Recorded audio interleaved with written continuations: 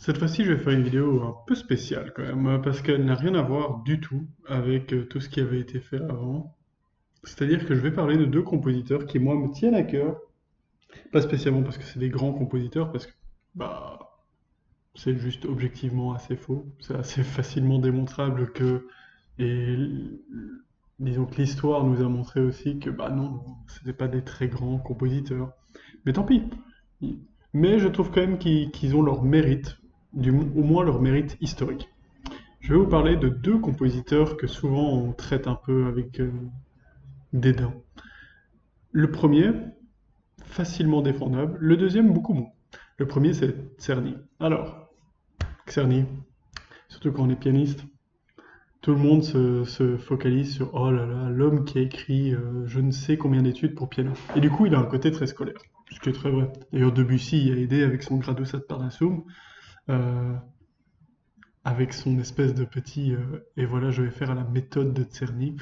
Et c'est vrai que c'est pas l'œuvre la plus réussie de Debussy non plus, d'ailleurs, hein, cette première œuvre. Donc, Czerny, qu'est-ce qu'on peut bien dire sur lui?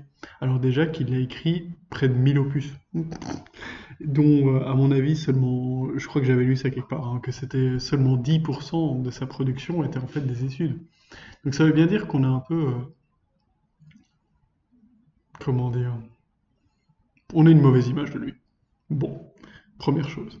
Deuxième chose, et ça m'avait pas mal rire pendant un cours de sociologie au conservatoire que j'avais, c'est que, à ce qui paraît, Liszt aurait très bien compris sa sociologie personnelle, hein, où quand il jouait une œuvre que personne ne connaissait, ce qui arrivait assez souvent, il disait parfois, voilà, c'est de Czerny. Et du coup, les gens disaient, ah oui, c'était une œuvre un peu particulière, hein, non, c'est peut-être une de ses réussies, mais c'est pas non plus un chef-d'œuvre, quoi. Quand il disait que c'était Beethoven, les gens se disaient, oh là là, c'est tourmenté, c'est travaillé. Et quand il disait que c'était une œuvre qu'il avait écrite lui-même une semaine à l'avance, là on disait, ah c'est prometteur, c'est très bien. Tout ça pour dire que Czerny, même à l'époque, alors que c'est le professeur de Liszt, hein, mais ça je vais y venir juste après, avait une réputation, hein, pas la plus gentille des réputations, une espèce de réputation de malchanceux, quoi, oui, bon, c'est pas le grand compositeur déjà à l'époque. Alors, déjà, il a eu la malchance de continuer un peu dans le style viennois, alors que tout le monde œuvrait grandement dans le romantisme de plus en plus identitaire.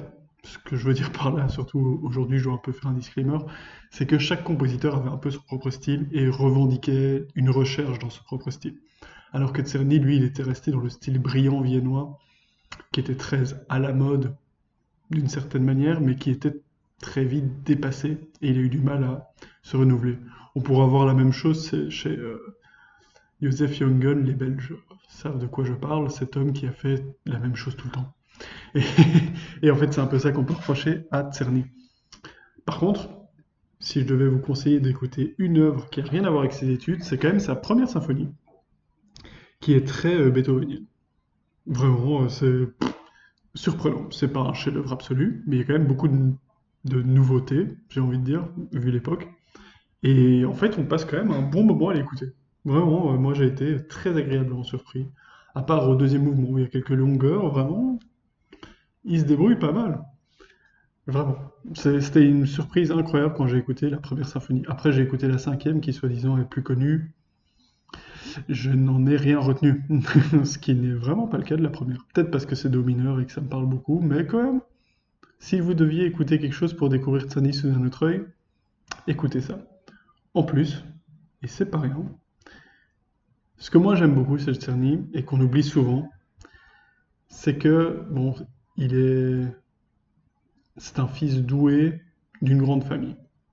Donc, les parents de Czerny, qui n'étaient pas autrichiens de base, étaient arrivés à Vienne, et leur fils, Karl, était assez doué, pianistiquement. Beethoven était son professeur, hein, donc Beethoven l'avait reconnu comme ah lui il a un potentiel, lui il a même un sacré potentiel, et il l'aurait aidé pas mal.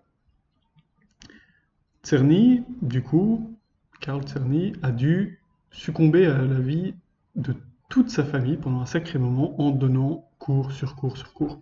Il y a vraiment des écrits qui disent qu'il donnait parfois 10 heures de cours par jour. Bon, une fois qu'on a compris ça, on comprend mieux pourquoi il a écrit beaucoup d'études déjà, parce que bah, il avait beaucoup d'élèves. Donc il voyait les problèmes et il les ressassait, il essayait, j'imagine, de toujours trouver des nouveaux exercices à donner à ses élèves. Et c'est comme ça qu'il a trouvé ces innombrables études par lesquelles tous les pianistes passent. Mais surtout, le pauvre gars, en fait, quoi. Enfin, il avait le poids de toute sa famille sur lui, même de ses parents, quoi. Et ça, c'est quand même quelque chose qu'il faut garder en tête, quand même, quand on parle de Karl Czerny, parce que maintenant, on le jette un peu comme ça en pâture, alors que vraiment, il mérite mieux. Et le deuxième compositeur dont je veux parler, qui est tristement connu, c'est Salieri, qui était plus ou moins contemporain, c'était quand même l'aîné forcément de Czerny, mais ils ont un point commun, c'est qu'ils ont tous les deux eu comme élève Liszt. Alors, Czerny, il a eu au piano, Salieri a enseigné, et vraiment, en fait, c'est pour ça que vraiment je veux un peu lui rendre hommage. Pas spécialement parce que sa musique est géniale, hein. Parce que de plus en plus de gens jouent la musique de Salieri aujourd'hui en redécouvrant un peu, ah mais tiens oui ok il était un peu l'enfant battu de Mozart, mais en fait qu'est-ce qu'il en est? Et sa musique n'est pas incroyablement originale, la voix est parfois très très mal traitée quand même je trouve dans ses œuvres, même dans ses opéras il utilise mal la voix, ce qui est dommage quand même pour un Italien de l'époque. Mais surtout, d'où vient en fait ce mythe? Donc que soi-disant Salieri aurait tué, jalousé, envié Mozart. Ça vient de Pouchkine, qui n'a jamais connu ni l'un ni l'autre, qui a inventé le fait que Salieri aurait tué Mozart. Ce qui est faux, ce qui est radicalement faux. Il y a d'ailleurs même des preuves de collaboration intense entre les deux, sympathiques en tout cas, pas intense mais sympathiques, et même des œuvres qui ont été écrites en collaboration, il me semble. Donc déjà, on y croit peu. Deuxièmement, à cause du film Amadeus, qui est un excellent film. Ne le faites pas voir à des adolescents, mais si vous êtes jeune adulte et que vous vous intéressez à la musique et aux compositeurs, c'est un film incroyable parce il vous transporte vraiment dans cette espèce de Vienne-là, où tout est centré autour de la musique, on a ce fou de Mozart qui a du mal avec l'argent. Enfin, vraiment, l'atmosphère de Vienne de cette époque est assez bien retranscrite. L'atmosphère de folie que pouvait apporter Mozart est visiblement un peu romancée, hein, forcément, hein. Et surtout, il y a ce personnage, en fait, principal, mais qui ne l'est pas, qui est Salieri. Vraiment, le film est bien pensé, hein, parce que on suit l'histoire de Salieri, enfin, l'histoire Salieri, comment Salieri l'a vécu, mais en fait, ça parle de Mozart, parce que sa vie, c'est ça. Alors qu'en fait, non.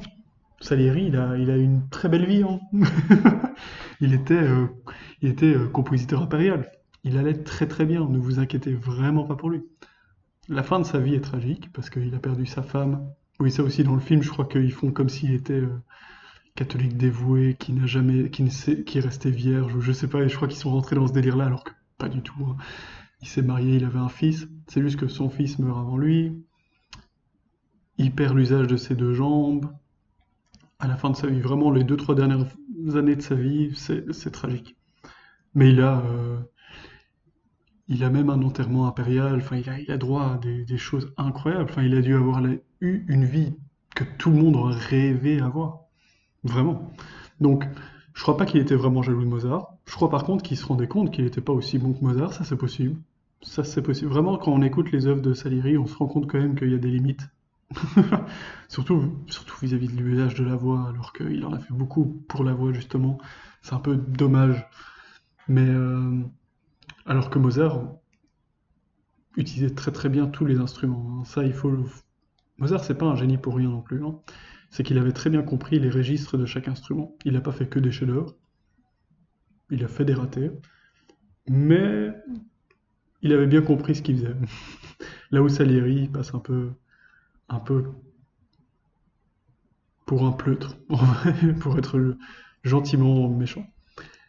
Par contre, et c'est vraiment là-dessus que j'ai envie de finir, Salieri a eu comme élève en harmonie, donc en composition, et c'est ça qui est fou en fait quand on y pense, tout le, tout le début du XXe siècle en fait. C'est aberrant. Il a eu Schubert comme élève, il a eu Beethoven comme élève, il a eu Liszt comme élève. Enfin, il a engendré les plus grands génies créatifs de Vienne de l'époque. Et ça, c'est encore plus fou. Ça, ils en parlent pas du tout dans le film, et pourtant, c'est incroyable. C'est incroyable. Il avait des assez bonnes relations avec Haydn aussi. Enfin, vraiment, c'est un homme visiblement pédagogique, certainement très sympathique. Bon, autant, j'imagine, au vu de la position qu'il a eue, quelqu'un deviendrait assez vite autant, surtout à l'époque avec les castes assez fermées, quoi. Mais le portrait qu'on fait de lui est complètement faux quand on y pense, parce qu'il a eu une vie riche, pas très riche en composition, hein, ça on peut le dire, mais quand même il a eu des élèves. Qui d'autre, à part Madame Boulanger, a eu autant de grands compositeurs dans sa classe, quoi. C'est de la folie. Donc vraiment, je voulais un peu rendre hommage à, à ces deux petits compositeurs qu'on aime bien malmener. Surtout Czerny qui, moi, me tient à cœur parce qu'en tant que professeur, quand même, je me dis, eh ben, il a dû avoir des angoisses vis-à-vis du fait qu'il devait donner 10 heures de cours pour nourrir ses frères et sœurs. Donc quand même, non, non, soyons plus sympathiques vis-à-vis de Czerny et Salieri, ils le méritent.